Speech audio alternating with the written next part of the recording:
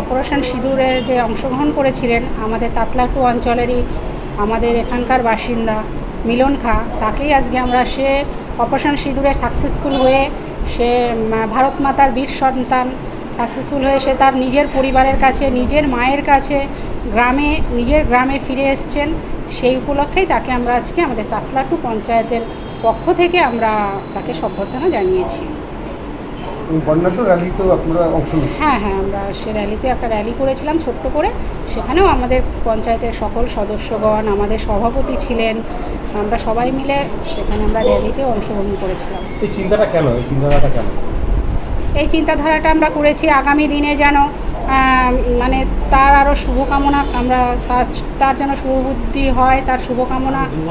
হ্যাঁ, আরও আগামী দিনে যেন আরও যুবক এই মানে সেনাতে অংশগ্রহণ করতে পারে। এই সেনাবাহিনীর এই যে চাকরি, এটা আমাদের পৃথিবীর শ্রেষ্ঠ চাকরি। এখানে যেন আগামী দিনে আরও যুবক, আরও আমাদের ভারত মাতার আরও সন্তান যেন অংশগ্রহণ করতে পারেন, তার জন্য আমাদের এই তাতলাটু অঞ্চলের একটা ছোট্ট একটা চিন্তাভাবনা। আপনার নাম? আমি ঝনি সিংহ, তাতলাটু অঞ্চলের প্রধান।